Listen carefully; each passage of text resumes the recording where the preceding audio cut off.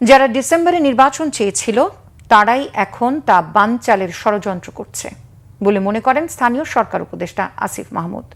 শনিবার শেরেবাংলা কৃষি বিশ্ববিদ্যালয়ে এক অনুষ্ঠানে তিনি অভিযোগ করেন কার্যক্রম নিষিদ্ধ হওয়া আওয়ামী লীগকে ফেরাতে এমন ষড়যন্ত্র।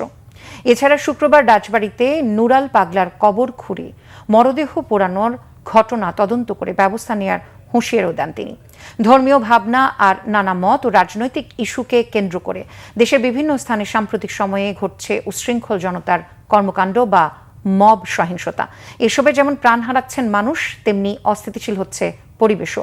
রাজবাড়ীতে নুরাল পাগলার মাজার ভেঙে কবর থেকে মরদেহ তুলে পোড়ানোর ঘটনাকে নিন্দনীয় বলে আখ্যা দেন উপদেষ্টা আসিফ মাহমুদ। তবে জাতীয় পার্টির অফিস ভাঙচুরের ঘটনাকে মবের সাথে না মেলানোর কথাও বলেন তিনি। নির্বাচনকে বানচাল করতেই এমন ষড়যন্ত্র বলে অভিযোগ উপদেষ্টার।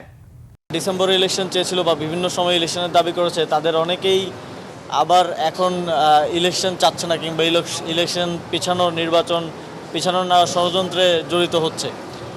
এটা কেন হচ্ছে তাও খুব স্পষ্ট যে আওয়ামী লীগকে ফিরিয়ে একটা ইনক্লুসিভ ইলেকশন করার পরিকল্পনা তাদের মাথায় ছিল।